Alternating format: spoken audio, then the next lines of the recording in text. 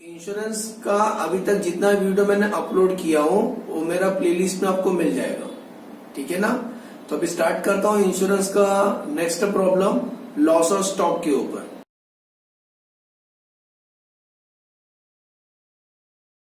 Hi everyone, this is Preeti Singh. Once again welcome to my YouTube channel. आज हम करेंगे fire insurance के अंदर लॉस ऑफ स्टॉक के ऊपर प्रॉब्लम। आज हम करेंगे लॉस ऑफ स्टॉक के ऊपर problem.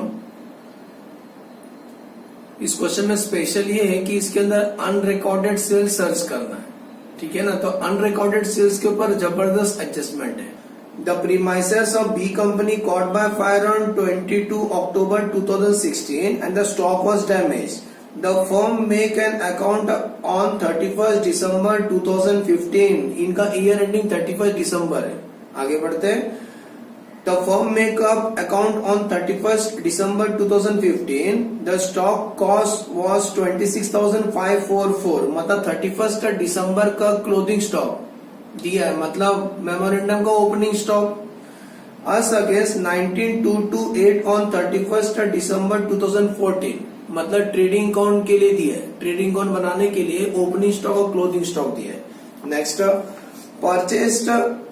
Purchase from 1st Jan 2016, मतलब 2016 बोलूंगा तो मेमोरेंडम का इंफॉर्मेशन है।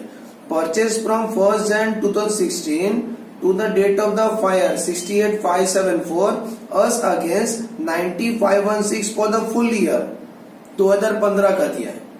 And the corresponding sales figure were 94,340 memorandum का सेल दिया है एंड 1,04,000 रेस्पेक्टिवली। ये जो 1,04,000 है प्रीवियस पीरियड का, मतलब 2015 का। You are given the following further information. 4 adjustment है, ए बी सी, सुनो। In April 2016 goods which cost 2,000 were given away for advertisement purpose. No entry was made in the book. मतलब free sample दिया advertisement जैसा। तो goods आएगा तो debit में लिखना है और गुड्स अगर जाता है तो क्रेडिट साइड में लिख दो आप। लेकिन बस इतना ध्यान देना, सेल्स को छोड़ के सब कॉस्ट में लिखने का। अभी इंपॉर्टेंट एडजस्टमेंट है। During 2016 a clerk has misappropriated unrecorded cash sale. कुछ कैश सेल हुआ था, उसने हेरा फेरी किया उसका। It is estimated that defalcation average 20 per week. वो हर हफ्ते ना 20 रुपए घोटाला करता था, हर हफ्ते 20 रुपए घोटाला करता था। कब से? From 1st Jan 2016 until the clerk was dismiss on 21st May 2016। 1st Jan से घोटाला करना चालू किया और जिस दिन पकड़ा गया, कब पकड़ा गया? 21st May को पकड़ा गया। Rate of the gross profit is constant in 2016. The storekeeper has misappropriated goods of 5,000. The value was recovered from him. जो storekeeper है उसने 5,000 गुड्स हेरा फेरी कर दिया, तो उसका पैसा मुझसे ले लिए। ठीक है, स्टार्ट करते हैं। तो स्टूडेंट जो क्वेश्चन आएगा, सबसे पहले हम क्या बनाएंगे बेटा? ट्रेडिंग अकाउंट बनाएंगे। ट्रेडिंग अकाउंट, तो ये बताओ प्रीवियस ईयर, ऊपर हेडिंग लिख देना trading account for the year ended 31 December 2015। और डेटा भी देखो क्वेश्चन में, सबसे पहले लिखेंगे ओपनिंग स्टॉक। ओपनिंग स्टॉक, ये बताओ ओपनिंग स्टॉक कितना दिया हुआ है?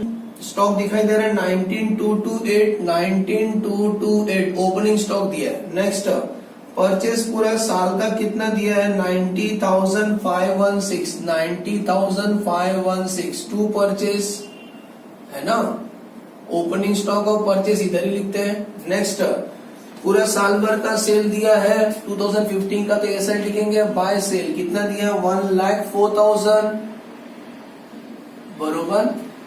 ओपनिंग स्टॉक, परचेज और पूरा साल का सेल दिया। नेक्स्ट, और क्लोजिंग स्टॉक ऊपर ही दिया था।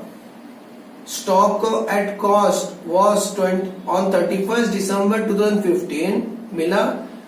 The firm make account on 31st December 2015। The stock at cost was 26,544 closing stock दिया है, तो यहां लिखेंगे by closing stock. By closing stock कितना? 26,544। यहां तक समझ में आया?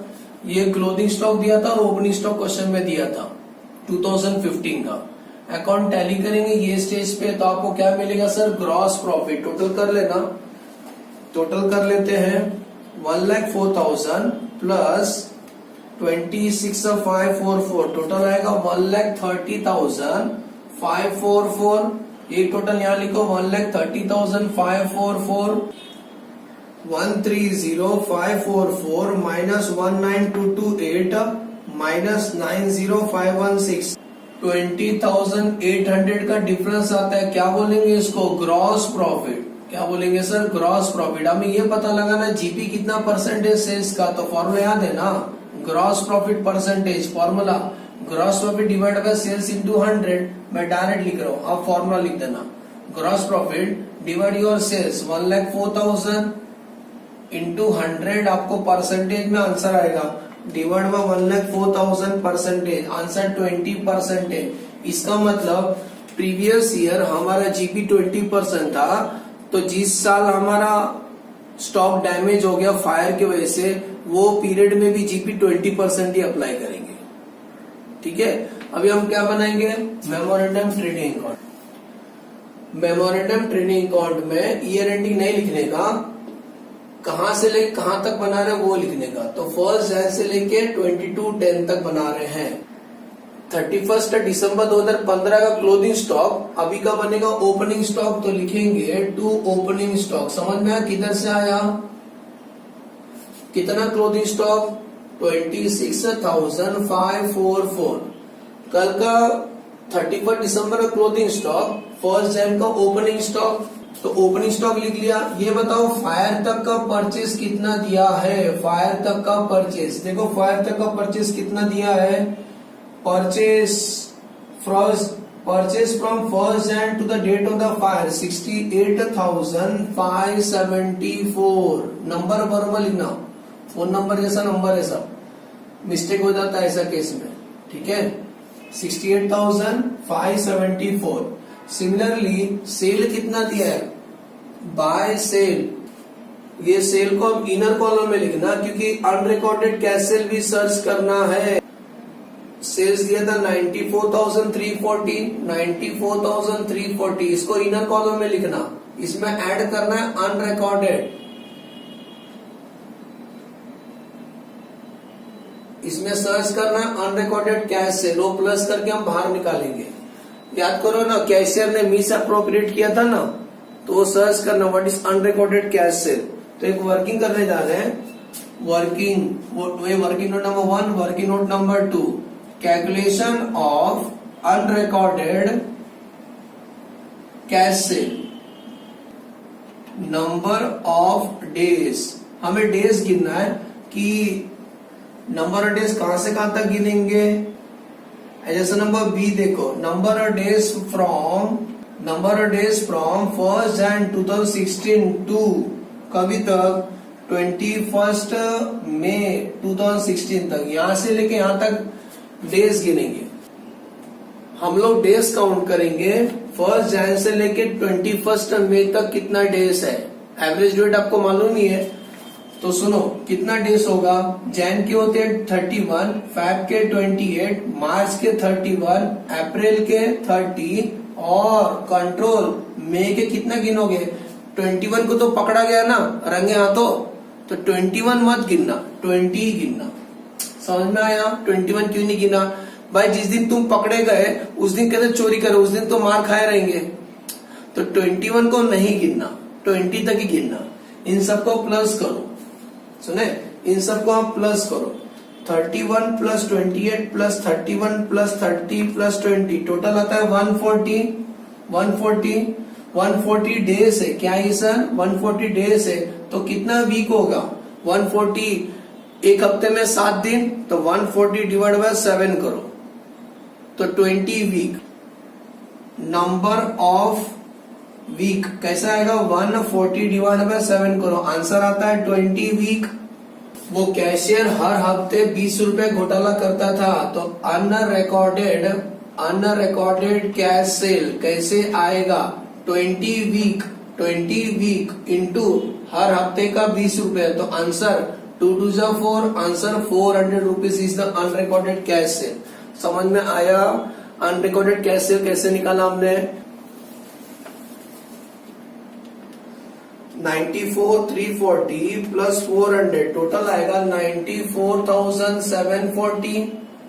क्लियर, 94,740। आगे बढ़ते हैं, सुनो एडजस्टेड नंबर 1 पढ़ के एडजस्टेड नंबर ए पढ़ो। Adjusted number A in April 2016 इस पीरियड का बात कर रहा है।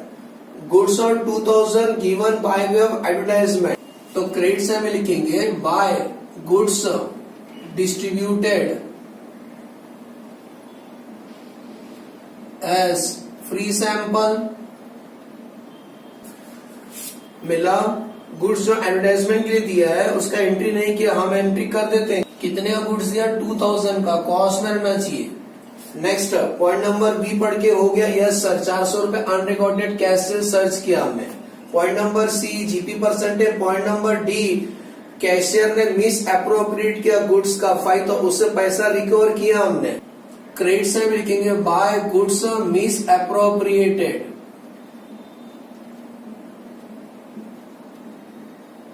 Bye store keeper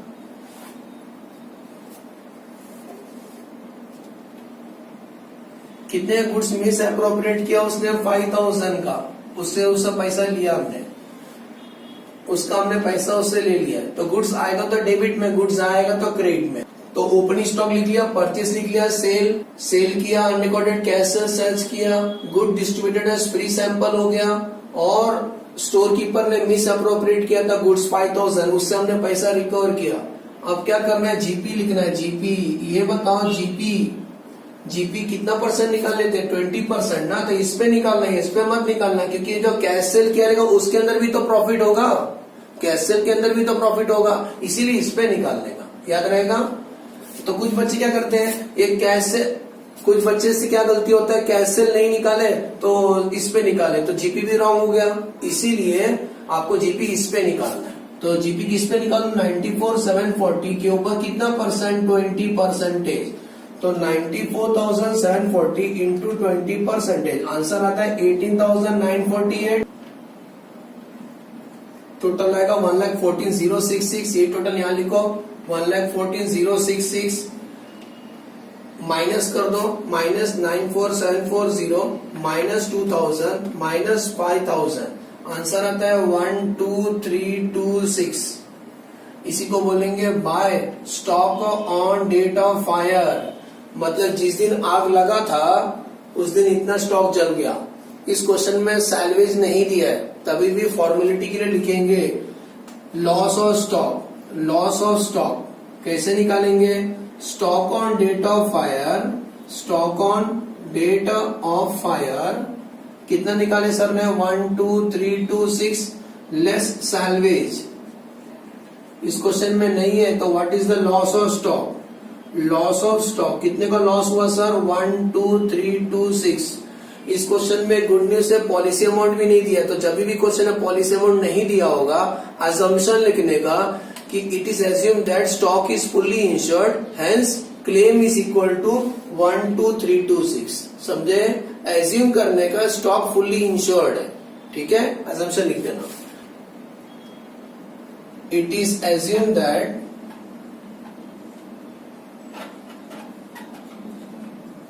stock is fully insured, hence claim is equal to loss of stock। कितना क्लेम करोगे, 1,23,26। Problem completed. फिर से एक बार फास्ट रिकॉल कर दूं, क्या खास था इस क्वेश्चन में। पहले हमने प्रीवियस का ट्रेडिंग कौन बनाया, opening stock, purchase, sale, closing stock, account tally किया तो जीपी है, जीपी कितना परसेंट है, 20%। यहाँ तक तो इजी था। फिर क्या बोले थे इस क्वेश्चन में ना, अनरिकॉर्डेड कैश सेल है। फिर हमने अनरिकॉर्डेड कैश सेल निकाला, वो क्या बोले थे, एक कैशियर है जो हर हफ्ते 20 रुपए घोटाला करता था, और कब से शुरू किया घोटाला करने का, 1 जनवरी से, और कब तक किया, जिस दिन पकड़ा गया 21 मई को। तो आपको डेज गिनना है, 1 जनवरी से लेकर 21 मई तक कितना डेज होता है, तो जैन के 31, फेब के 28, मार्च के 31, अप्रैल के 30, और कंट्रोल मई के 21 मत गिनना, 20 गिनना, क्योंकि 21 को तो पकड़ा गया था ना। तो प्लस को तो कितना होता है, 140 डेज मतलब कितना वीक, 20 वीक और हर हफ्ते 20 रुपए घोटाला करता था, तो 20 इंटू 20 आंसर 400। ये 400 उठा के यहाँ लिखने का, तो सेल्स आएगा 94,740, जीपी इस पे निकालने का। और दो एक्स्ट्रा क्या दिया था, गुड्स हमने फ्री सैंपल में बांटा, क्रेडिट से में लिख दो। तो एक स्टोर कीपर ने 5,000 गुड्स मिस अप्रोप्रिएट किया था, वो क्रेडिट से में लिख दो। सर एक कॉस्ट पे, यस सर, सेल्स को छोड़ के सब कॉस्ट पे, तो ये भी कॉस्ट पे, ये भी कॉस्ट पे। अकाउंट टैली करो, stock on date of fire आएगा, सैलवेज नहीं है, तो आंसर सेम आएगा 1, 2, 3, 2, 6। और इस क्वेश्चन में पॉलिसी अमाउंट नहीं दिया था, तो बेटा जब भी क्वेश्चन में पॉलिसी अमाउंट नहीं दिया होगा तो अजम्पशन लिख देना, it is assume that stock is fully insured, hence claim is equal to loss of stock. ठीक है, एज्यूम करता हूँ लेक्चर समझ में आया। Thanks for watching the video, मिलते हैं नेक्स्ट लेक्चर में, बाय बाय।